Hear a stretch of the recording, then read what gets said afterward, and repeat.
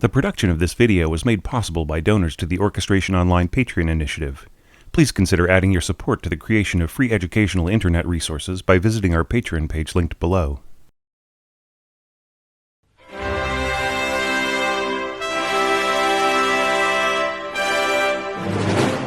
Hey there, this is your orchestration tutor Thomas Goss, bringing you another short but potent chapter in our ongoing analysis of Carmina Burana.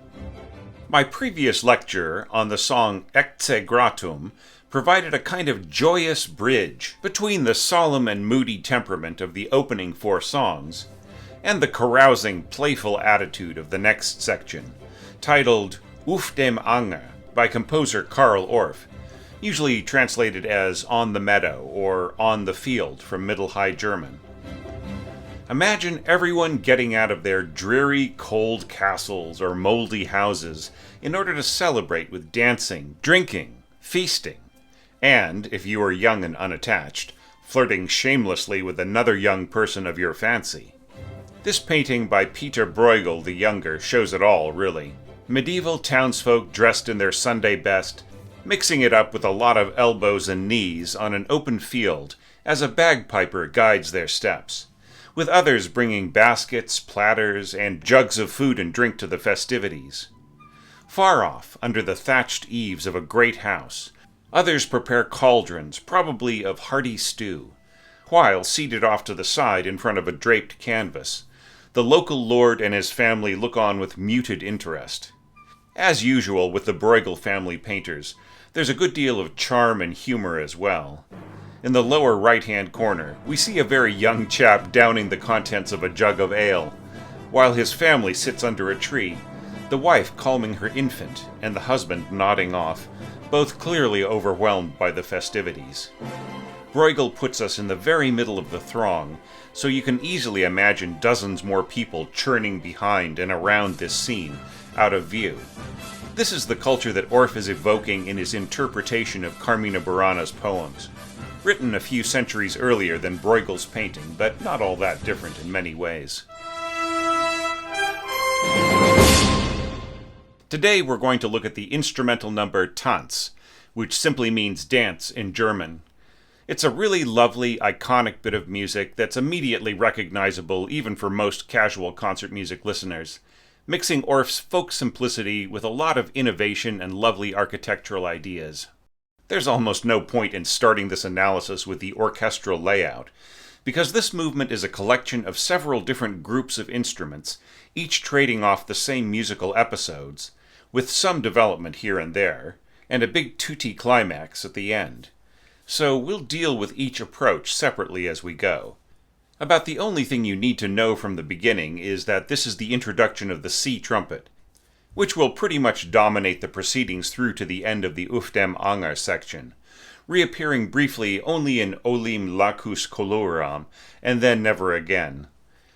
Jump ahead to my already released preview lecture on the 10th song, Wäre du wert alle mein, and the sister tip on C trumpet versus B-flat trumpet, for a more in-depth exploration of Orff's reasoning, and whether any trumpet player actually bothers to change between the two in this day and age. But for now, just be aware that Orff wants a brighter timbre, and will score mostly pitches available on natural trumpets most of the time that you see a C trumpet part in this score. In fact, we see this right in the first three bars of Tanz. Trumpets playing a unison eighth partial C, then more natural trumpet pitches written across the 6th, 9th, 10th, and 12th partials. Supporting below, Orff cleverly frames the horns and trombones on a beautifully resonant C major chord, swapping the notes between the two in the middle, while still playing the same pitches, and then jumping back. Diagramming it out, we see that second and third trombones swap the bass register C5th with doubled horns back and forth. The reverse is also true with the horns playing the same interval an octave higher, which switches over to first and third trombones before coming back to horns. The major third on the pitch of E4 stays in the trombones, back and forth between first and second parts to maintain a consistent pitch order. Backing the brass up with some ambiance, If not really a tone strong enough to blend against their fortissimo, the strings dig into some savage triple stops. Notice the quarter notes below the full half-note values above. That is one sure way to indicate both a realistic performance for an extended multiple stop, and which pitches you intend to be maintained to the full duration. For the violins, it's top notes only. But for violas in the second bar, it's this very easy octave C above the open fourth string below. This call to the dance finishes with an emphatic little riff in the strings, rhythmically supported by timpani and snare drum, with a thump on bass drum at the end.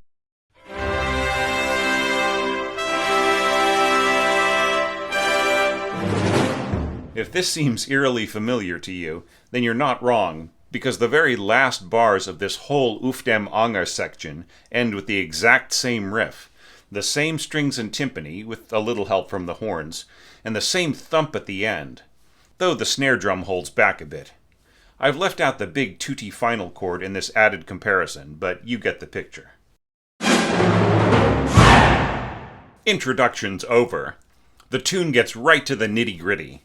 3 10-bar phrases scored for string section only, in an ABA configuration. The first phrase states the main idea, a folk dance with a shifting meter and an ambiguous rhythmic emphasis.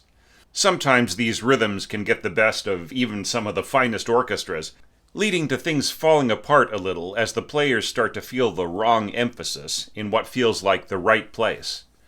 This dance resembles elements of what medieval and Renaissance musicians might call a brangle, or brawl in English, bronde in French, intermingled with little 3/8 bars that either complete or introduce each 4/4 bar, similar to a jig. A brangle was a kind of dance in which everyone would mix it up in a kind of riotous throng, literally the brawl that it's named after. But there's a kind of canny sense here that Orff is looking back through musical history and culture, to a time in which rhythms weren't so predictable and regular as in the eras that followed. And indeed, we see a lot of mixed rhythms in the folk music of Eastern Europe and Asia, which might well have been more common in medieval Central Europe.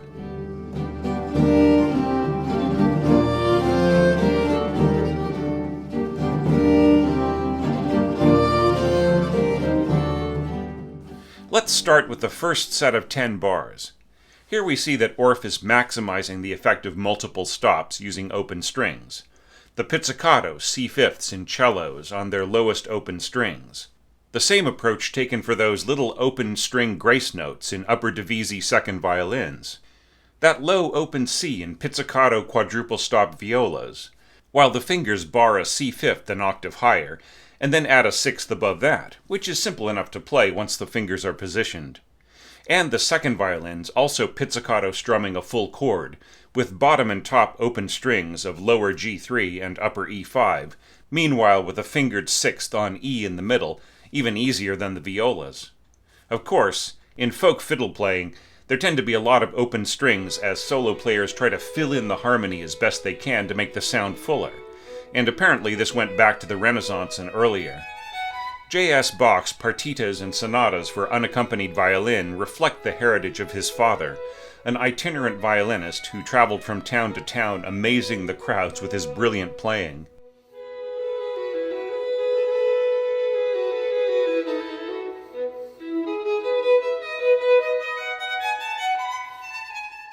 Here in Orff's Carmina Burana, there definitely is a flavor of this unvarnished kind of folk playing, except magnified to enormous proportions with an entire string section of 50 to 70 players.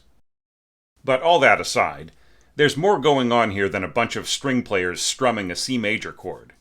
I get asked a lot in the community about just when it's right to add bowing marks, and the answer is always almost never, except in those rare instances in which the bowing is used for a certain effect, or what you intend is the opposite of what string players would normally do. Here in the divisi first violins, we see an example of the former. Orff wants a row of all down bows, that rather brutal approach called al tallone in Italian, am Frosch in German, with the talon or the frog of the bow. This ensures a very aggressive spelling out of the rhythm. Notice that Orff cancels this with an up-bow on the downbeat of the next bar, so the staccatos in that bar would be bowed up, down, up. And then he returns to the original scheme with a single down-bow mark on the first note of the following bar. Then in the fourth bar of this phrase, he indicates a down-bow mark so that the bowing can evenly flow down and up before the melody resets itself once again in the fifth bar. Some developing orchestrators might indicate every down-bow and up-bow in a passage like this, but observe that Orff gets the meaning across with a minimum of markings. Once the pattern is set, the players know what to do, and to add more bow markings would be an annoying distraction. We see the same thing in the basses, but here Orff takes pains to indicate all down bow, as this simpler part is better for it in impact. To do this, he must put a down bow mark over the first note of the second bar to show that it's opposite to what the first violins are doing, and then another such mark on the last note of that bar to show that he doesn't want an up bow, which might seem the more natural thing to do. All that remains is to point out the functions of the leading instruments. The divisi firsts playing a very simple harmonized melody, while the upper divisi seconds create a tone cluster within that harmony with the introduction of a suspended tone, a D sitting between the C thirds, an A sitting under the B thirds.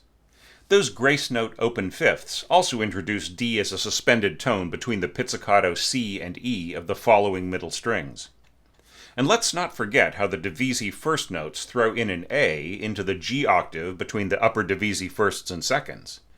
All these off notes help to build the sense of a rustic, unsophisticated bunch of merrymakers, setting a crowd of villagers alight with terpsichorean passion.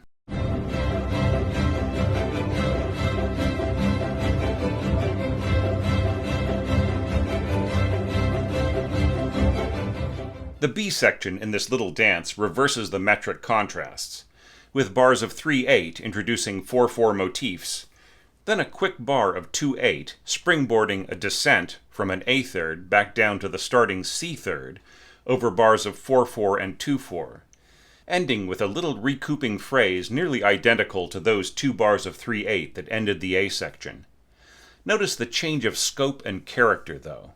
Orff has gone from the no-holds-barred mass string brawl of the A section to a suddenly intimate setting.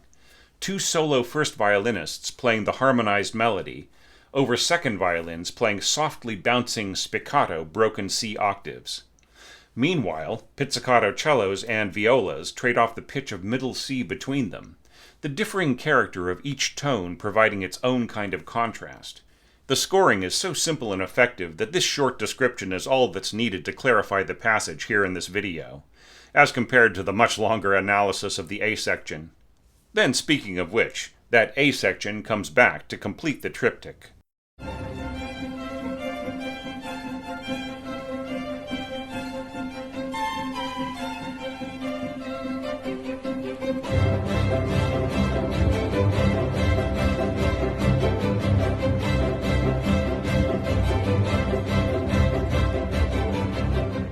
What follows is Orff at his most charming and picturesque.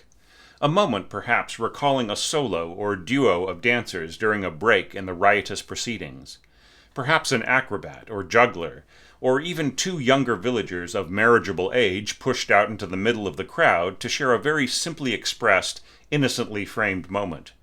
Except that musically, the duo is between middle register flute and timpani, with a character that seems to reach back even further past the Middle Ages, all the way to the Roman Empire or even classical Greece.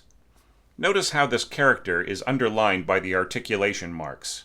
Staccato and tenuto staccato for the flute melody, simplifying the note shaping to a more ancient folk style, and bouncing staccato strokes for the timpani, maximizing each kettle's resonant punchy tendencies, even at a piano dynamic. The duo is scored exactly the same way twice, though, of course, players in a top orchestra will inject subtleties of tempo and nuance to make the repeat feel more like an ongoing conversation than a retread. The little comments by upper strings serve as punctuation to each phrase, and help keep the flighty music connected to the sense of an ongoing dance of larger proportions.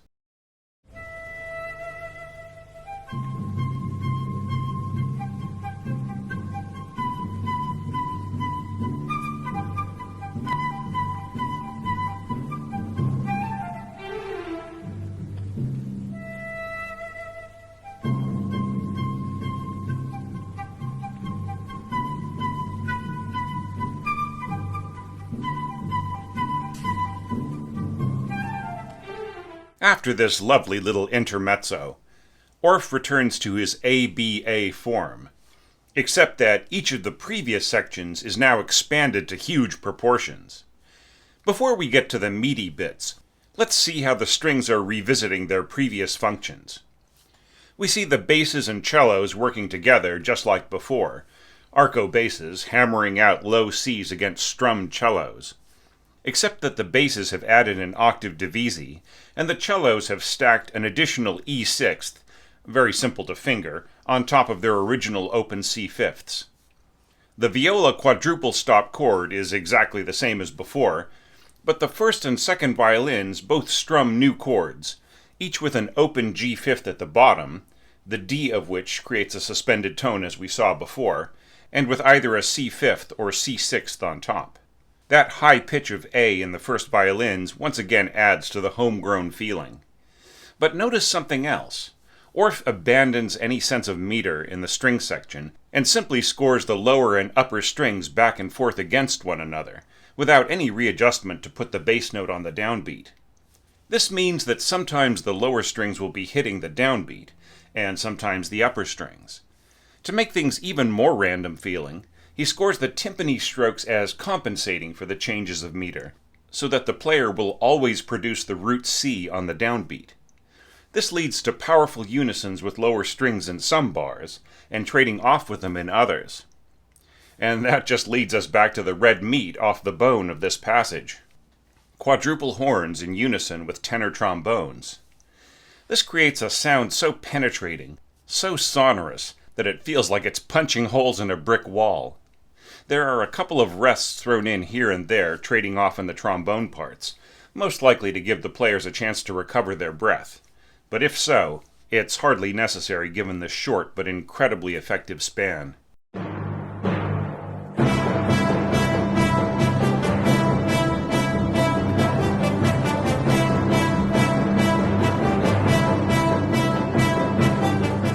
As you'll recall, the original B section dropped back to a more intimate sound, and while there's certainly a reduction here in the impact of that previous mighty six-voice unison, there's no lessening of dramatic intensity. The thematic content is identical, except that instead of two solo violins, four horns share a melody in thirds, with high horns in unison above low horns. A single powerful stroke by timpani on the root is inflated in impact by unison trombones an octave higher, literally inhabiting the broad second partial of the lower tone. All very effective and heroic, but the real magic here is in the strings, as simply scored as they might be. First violins play slurred C octaves, but seconds start their similar slur on a B right under the first's high C. An octave lower, the cellos and violas work together in a slightly different way, the violas dividing up the C and B of the violins above them, the C of which is also played by very high cellos. But while the violas dive down to middle C each time, the cellos slur to a B right under the lower notes of the violins. All this creates a seemingly swirling sound to the ear of the listener with the horns in front.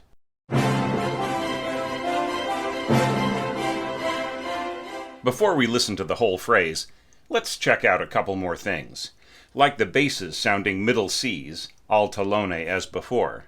This is quite a high note, but negotiable for any pro player, and though weak, it's better to add it than to leave it out. But the more significant factor is the continuing back and forth without adjustment to the downbeat by the strings. As previously, this means that sometimes the accented beginning of each slur will be on the downbeat, but slightly more often it will miss the downbeat, and here's where some string sections may get a little lost.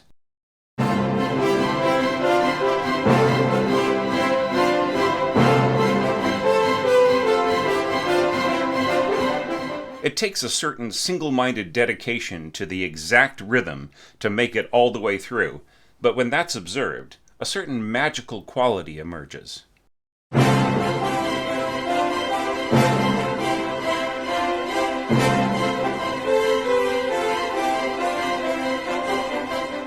Orff returns to the A section material in grand style, with a full wind band interpretation while the strings take a break. Harmonized flutes and trumpets carry the theme an octave apart, with the first and second player of each adding extra unison weight to the upper line. To a degree, the trumpets may dominate so completely that the flutes merely spice up their overtones rather than adding much of their own individuality to the mix.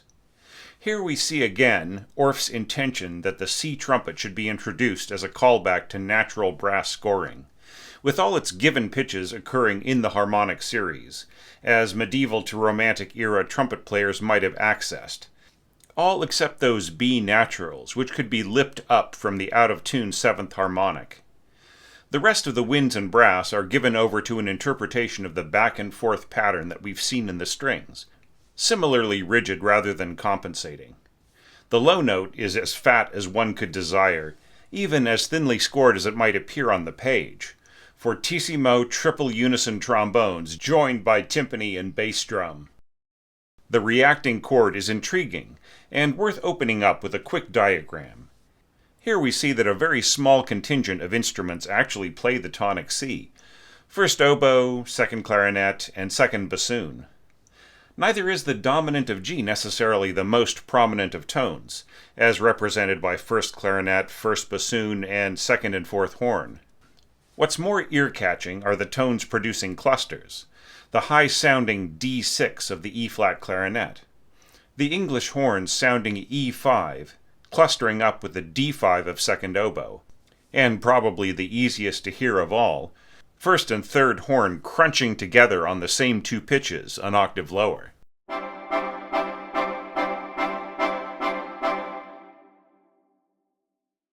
Orff adds repeating cymbals to this, probably intending a smaller pair as one might hear from Mozart or Rossini operas, for a quicker, more trebly repeat.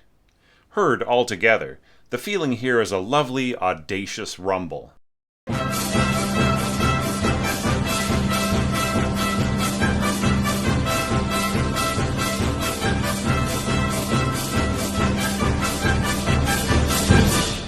That simply leaves the last 2 to 3 bars. A huge octave unison with all involved players reaching up to their highest sounding Cs, followed by a rumbling finish. This is worth breaking down a little, just to underline a few principles of timbral blending and inclusionary scoring. Of course, it's hard to hear anything but the brass, and even hard to make out the quadruple unison horns against the triple trumpets an octave higher. Would leaving out certain players make much of a difference to the tone? Probably not. But leaving them out might affect the morale of the players.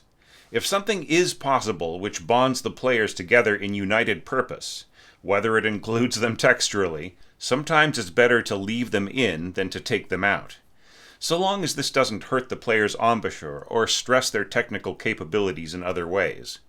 For instance, here it's doubtful that even in the best of circumstances that one will hear the bassoons and English horn as they unite with the quadruple unison horns.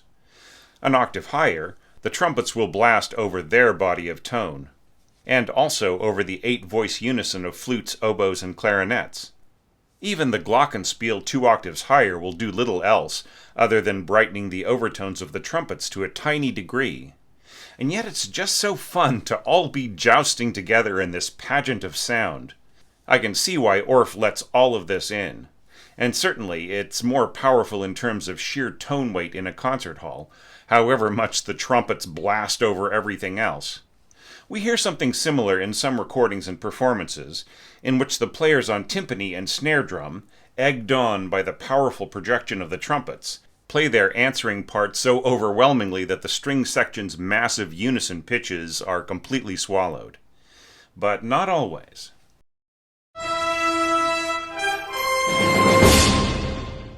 And here I thought this was going to be a shorter video. All the same, I had a lot of fun with it, and I hope you did too. Let's have another listen to the whole movement now from beginning to end, and then I'll see you next month with Carmina Burana's funniest, silliest, and yet powerfully majestic bit of tone painting, Floret Silva Nobilis.